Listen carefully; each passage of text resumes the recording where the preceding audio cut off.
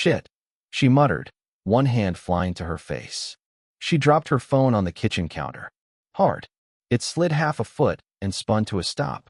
She turned fast, blood running from her nose. Brian, I need cotton. Now. What happened? Just bathroom.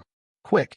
I grabbed a napkin, followed her halfway before she yanked it from my hand and slammed the bathroom door shut. Her phone buzzed behind me. 3 buzzes in a row. I glanced back. Screen still lit. Unlocked. The last notification preview glowed white against the black background.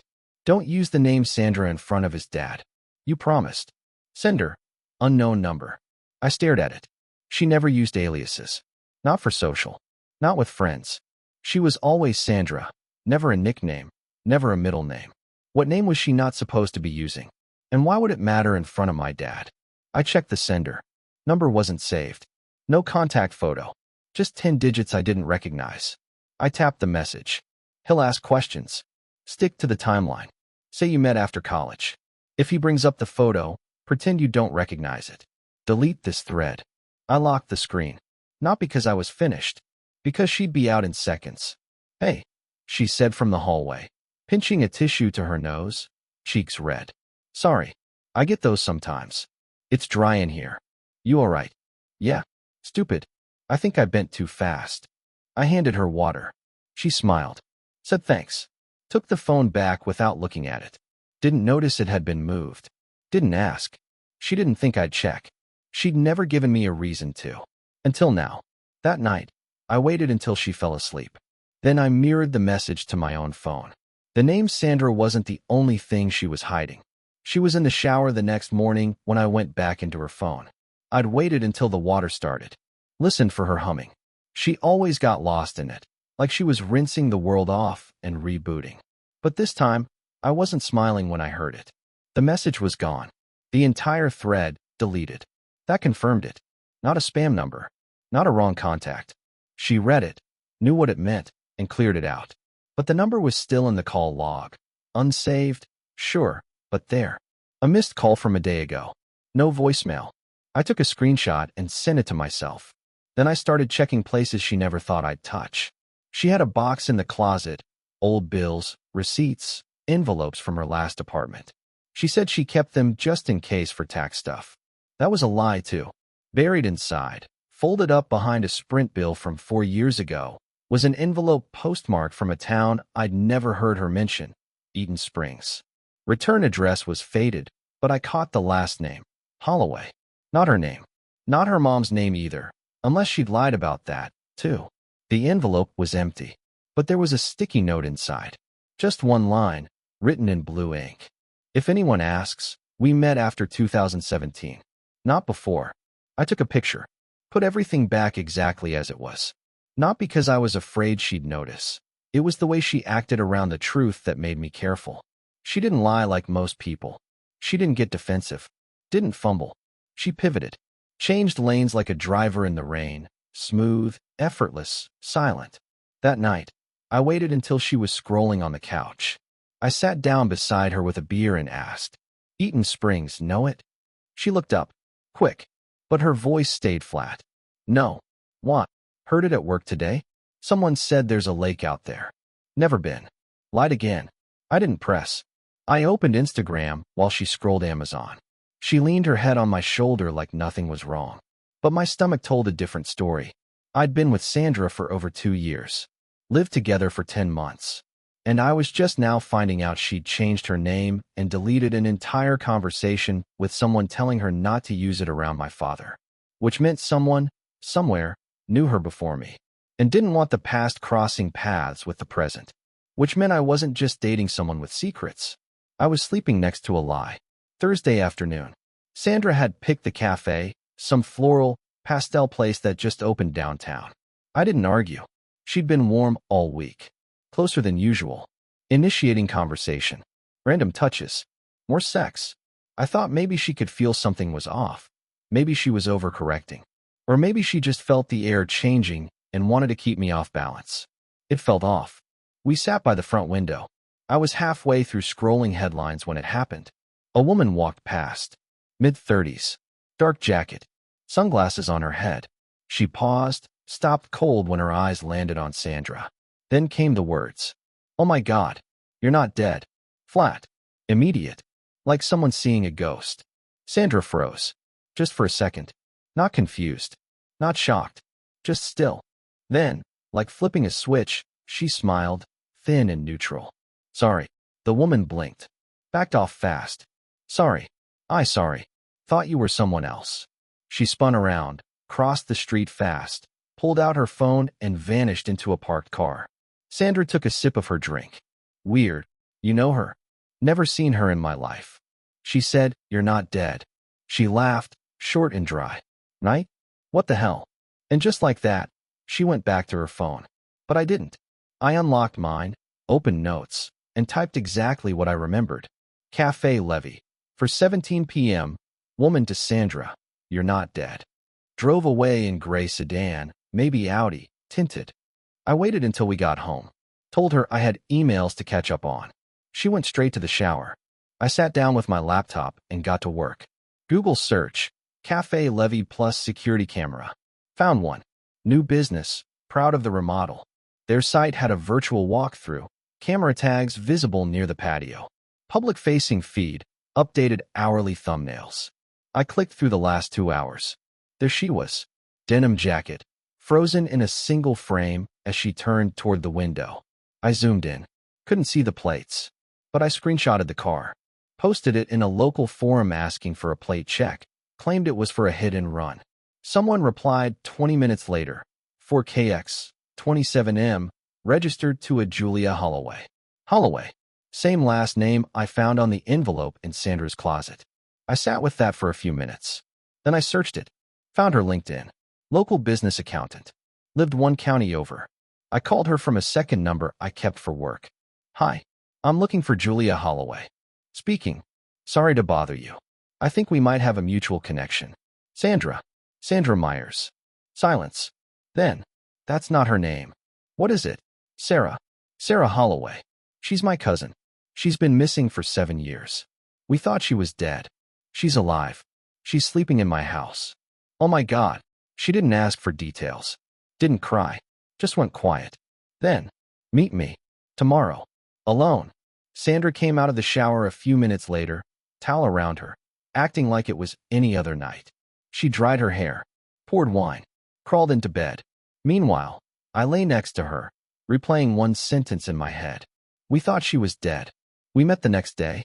Neutral spot. Public, but not busy. A diner 2 towns over, the kind that hasn't updated its booths since the 80s. Julia sat down with a folder in her lap and eyes that hadn't rested all week. No introductions. "How long have you been with her?" 2 years. Lived together for 10 months.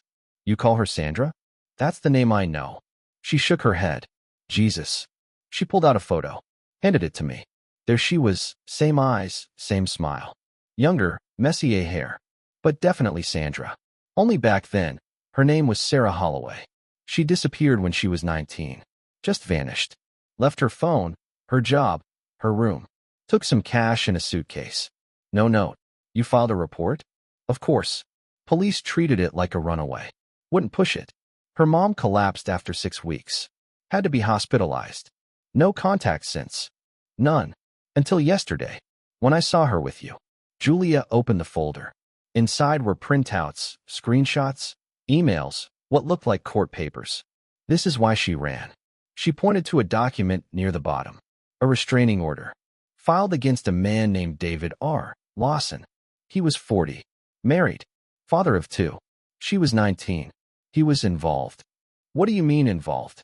"She was working front desk at a fitness club. He started showing up. Offered to mentor her. Paid for her community college classes. Got her a job at his brother's company.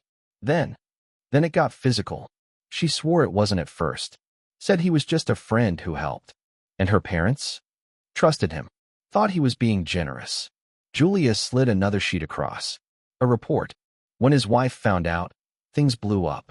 Sara, was accused of stalking. Of manipulation. He claimed she blackmailed him. Did she? No. But nobody wanted to believe the girl with no lawyer and a side job. There was more. A report of a missing child. Filed within months of the scandal. David's niece, 9 years old. Taken from a school pickup. Last seen getting into a car, matching the make and model Sara had briefly owned. Police never proved anything, Julia said. But the timing was bad. Real bad. Local papers ran with it. Sara's face got posted with the headline. Twisted affair, missing child, one girl vanishes. So she disappeared to escape it all. Or cover it. I looked at the photos again. The face in the news clipping. The face in my bed. Same person. Different name. Different story. What happened to the girl? I asked. Still missing. No trace. No body. No clue. What happened to David? Julia stared at me. He moved out west. Changed his name.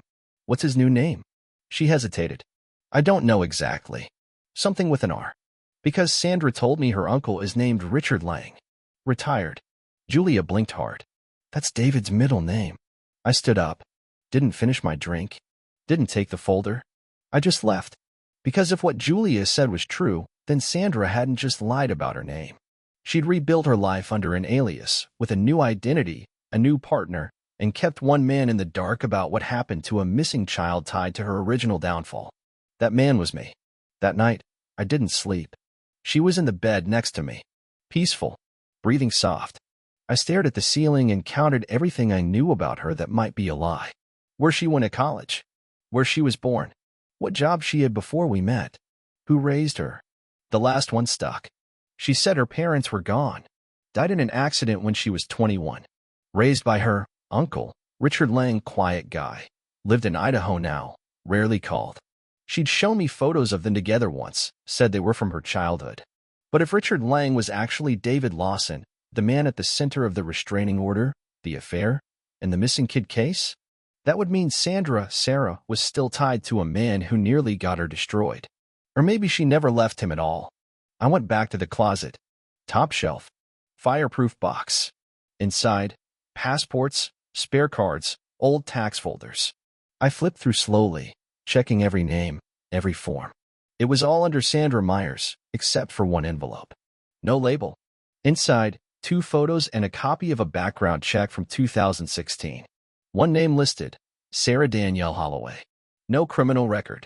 No outstanding warrants. Just a page of history. Last known employer, Brightview Medical, Auburn. Age listed, 22.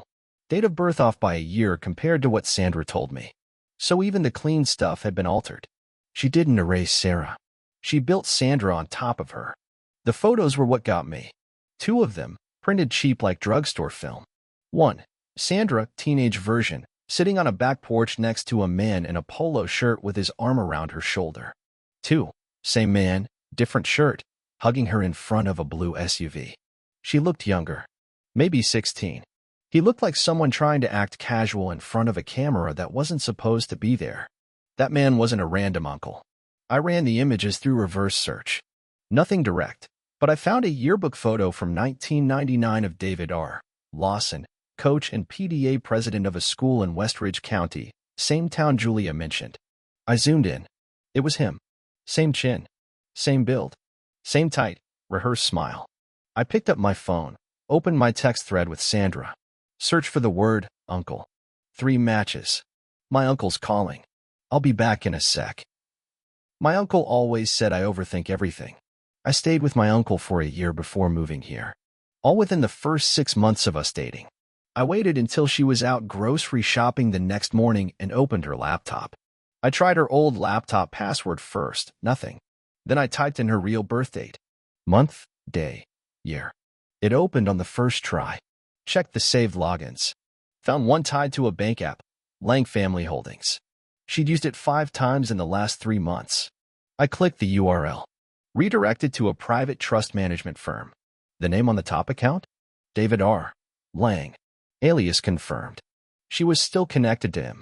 Maybe working with him. Maybe hiding him. Or protecting him. She came home with groceries and takeout. Bet your favorite, she said, smiling. You okay? Yeah. Just tired. You sure? Uh-huh. I helped her unpack. Kissed her cheek. Asked about her day. Acted like nothing was wrong. But everything was wrong. Because the man who nearly destroyed her as a teenager was still in her life, posing as family. And she brought that lie into my house. I waited until she left to walk the dog, AirPods in, hoodie on, 20 minutes of guaranteed quiet. While she was gone, I went back to her laptop. The desktop was clean. Folders renamed to look harmless. Bills, work, photos. But I didn't go there. I opened recents. A file stared back at me. Myers_Marriage_legal.pdf. I opened it. It was our marriage packet. Full set.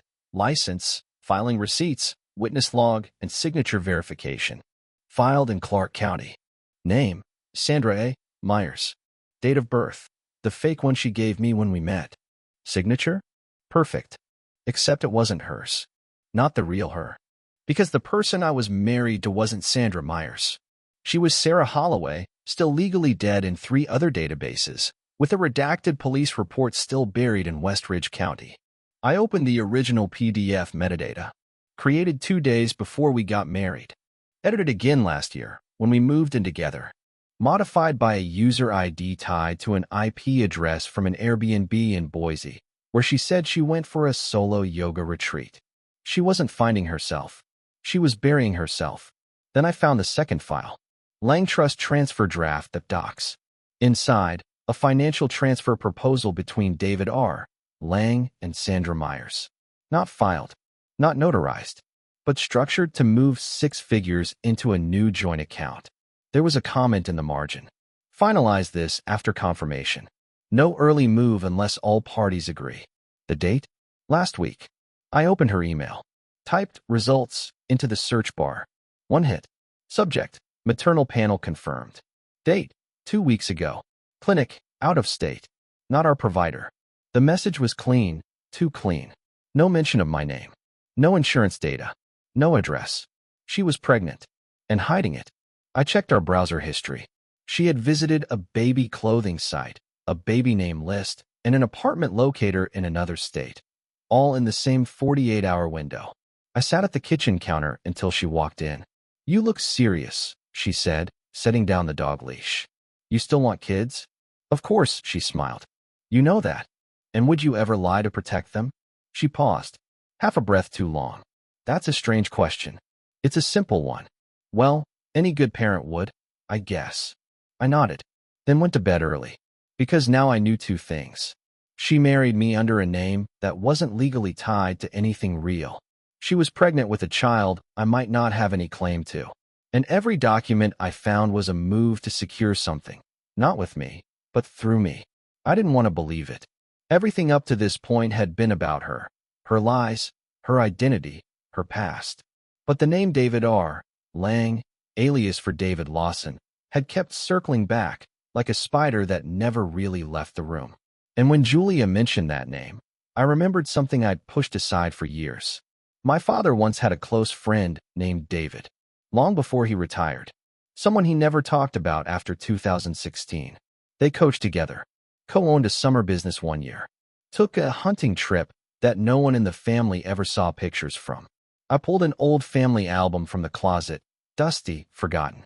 Second page, a group photo from my dad's firehouse picnic. My father, a few co-workers, and a man I didn't know, until now. Same chin, same build. David R. Lawson, standing with his hand on my dad's shoulder.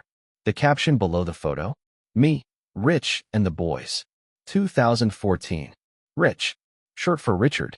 Same alias Sandra gave me when she talked about her uncle. I scanned every record I could find. Property records, public minutes, archived charity events. My dad had once sat on the board of a community center, funded partially by Lang Family Foundation. The same Lang who now showed up in Sandra's hidden bank documents. I called my father that night. You remember a guy named David Lawson? Long pause. Where'd you hear that name? You knew him? I knew of him. That's not an answer. Brian, what is this about? He's still around. He's calling himself David Lang now. Another pause. This one longer. Where'd you get that name? From Sandra. She said he's her uncle. The line went dead quiet. Then, we need to talk. In person. Next morning, I drove out to see him. He sat me down, coffee in hand. Didn't meet my eyes at first. We used to coach together. Him, me, a few guys. He was charming.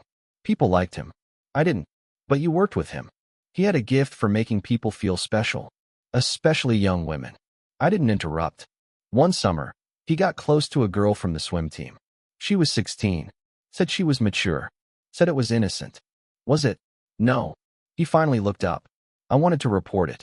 I did, but it got buried. She disappeared before anything could be followed through. Police didn't find her. No body. No proof. What happened to him? He left town, changed his name, disappeared. I thought it was over. Why didn't you say anything when Sandra showed up? Because I didn't recognize her until now. He pulled out an old photo from his drawer. Faded. Worn. High school swim team. Fourth girl from the left, Sara Holloway. Sandra hadn't just married me. She had married the son of the man who once tried to bring down the man she protected. And she never told me. You think she knows? I asked him. She knows. Then what the hell is she doing in my house? Finishing what he started. She was humming again. In the kitchen. Making tea. Calm as hell, like she didn't have decades of rot hiding under her name. I sat at the dining table, watching her from across the room. My dad's words kept playing in my head. She knows. She's finishing what he started. And then I remembered the test result. Maternal fetal screening. No mention of me. No insurance ID. Just her name, Sandra Myers. The name she gave the state, the bank, the hospital. Not the name she was born with. Not the name connected to the scandal. Not the name that had vanished off the face of the earth until I pulled her ghost out of the closet. You going to drink that? She asked, pointing to the mug in front of me. Not thirsty. Something wrong. Yeah, I said. Actually, yeah. Her body tightened, subtle, but I caught it. I found the test result. The one you hid. You're pregnant. No denial. No wide eyes. Just a long, practiced pause. I was going to tell you. When? Before or after you changed your name again? Her mouth opened, closed, opened again. I didn't wait. Whose is it? Yours. Say that again. It's yours, Brian. I saw the clinic. Out of state. No provider listed. No trace of me in the application. No linked ID. You kept it off the radar because you knew it wasn't mine. Now she looked scared. But it wasn't fear of me. It was fear of exposure. It was a mistake, she said, lowering her voice. It's not what you think. You've been in contact with Lang. He's still funding you. He's still pulling strings. That's not true. Your phone connects to his trust account. He's not the father. No. I stood up. Then why is the same clinic you used registered to an address he owns? Why is the OB listed under his family health plan? Why are you still using the Holloway alias on your prescriptions? Her eyes broke. I saw it. I didn't know I was pregnant until after. After what? After I saw him again. There it was. The truth. She sat down, suddenly small. All that edge, all that comma gone. He said he was different. Said I could come back. Said he missed me. And you believed him? I didn't want to. But you did. I leaned against the wall. Everything slammed into place. She married me for structure. For a name clean enough to blend into. She got pregnant with a man who once controlled her life. Who once buried hers to protect his. She planned to raise a child under a false name, in a house built on trust that never existed. She didn't just lie about who she was. She lied about who she wanted to bring into this world. What are you going to do? She asked, voice shaking. You're going to leave. Where would I go? Back to the man who broke you. Back to the lie you were comfortable in. And the baby isn't mine. She cried. I didn't. I just pointed to the door. She was gone the next morning. No goodbye. No note. Half her closet emptied, drawers half closed like she left in a rush. Her phone charger gone. Her backup laptop missing. Toothbrush still in the bathroom, like that was going to fool me into thinking she just went out for groceries. I wasn't surprised. She never said much the night before, but the look in her eye when I pointed to the door said everything. She wasn't going to stay and own it. She was going to vanish again, like she did the first time. What she didn't know. I'd already installed tracking software on the laptop she took. Not spyware. Not keyloggers. Just a basic script that logged her Wi-Fi location anytime she connected. Backed up to a private drive. Silent. Undetectable. I opened it on my phone and watched her jump from our home IP to one 4 towns over to a secondary access point at a rural motel. Mason Pines Lodge. Middle of nowhere. No cameras. No front desk after midnight. I called the motel. Asked for Sandra Myers. No one checked in under that name. I asked about Sarah Holloway. 1 second, sir. Then silence. 30 minutes later, I pulled into the gravel lot. Rented the room next to hers under a fake name. Cash. No questions asked. The walls were thin. I could hear movement, shuffling, boxes being closed, the muffled slide of furniture. She was still packing. I waited until midnight. Then knocked. 3 soft hits on the door. She opened it halfway, wide-eyed, no makeup, same hoodie she wore the day she met me. How did you? Close the door, I said. She didn't move. You were going to disappear again, just like you did last time. Leave a burned house behind and start over somewhere else. You don't understand it. No, I do. That's the problem. She backed away slowly, sat on the edge of the motel bed. Her bag was open, wallet, documents, a new prepaid phone still in the plastic. You were going to change your name again? It wasn't going to work anymore. Not with you. And the kid. I was going to figure it out. With Lang. No answer. I dropped the folder on the bed. All of it. Everything I'd gathered. Photos. IP traces. Marriage docs. Her 2 names. Her signatures. Julia's testimony. The bank records. I didn't say anything. Just let her stare at the pile. I don't have anywhere else to go, she said finally. Not my problem anymore. You going to expose me? I already did. She blinked. Who? Your old town. The family of that girl. My father. The police. A lawyer. You bastard. No. I was your exit strategy. Until you got pregnant and slipped up. She didn't cry this time. She just sat there, staring at the mess she made, realizing there was no third identity coming. No restart. No clean cut. Just her name, everywhere it wasn't supposed to be. I walked out. Didn't look back. 3 days passed before she contacted me. Blocked number. Voicemail. It's me. I know you're probably not going to call back. But I figured you deserve the truth. I listened once. Then twice. Then I saved it. She said her name wasn't even Sarah Holloway, not originally. It was Marla Jennings. Sarah was an identity she picked up from a girl she knew in a group home when she was 15. Sandra Myers was her last rebrand, cleanest one yet, with paperwork that wouldn't trigger red flags unless someone was really looking. She said the story about David, Lang, Lawson, whatever alias he was using, was mostly true. He found me when I was young, gave me a place to live, gave me money, protection, said I owed him. Later, he said I could have a future if I helped with something. I didn't ask questions. When the girl went missing, I panicked. I ran. She never said where the girl went. She never claimed innocence. She didn't ask for forgiveness. She just told the story. Straight. Cold. Like someone who didn't have tears left. You were the only clean thing I ever had. And I still wrecked it. That's what I do. You deserve the real version. Sorry it's late. Click. I never called back. I passed the voicemail to the attorney. To the investigator. Let them decide what to do with it. The cops opened a file again. Cold case, technically. Nothing concrete. But now her names were on record. All of them. If she changed it again, they'd know. I sold the house a month later. Left town. Moved north. Smaller place, fewer questions. I didn't go back to dating. Not yet. People ask me sometimes if I ever loved her. I did. But I loved the version she gave me. Not the one who had a bag packed the day I said, I do. The last time I heard from her? A letter. No return address. Inside, just a photo. A newborn. Wrapped in a yellow blanket. Face blurred. On the back, 5 words, handwritten. He doesn't carry your name. No signature. Just the truth. She lied. Over and over. About her past. About her family. About who she was and who she'd been. But in the end, when there was nothing left to lose, she told the truth. And I let her walk.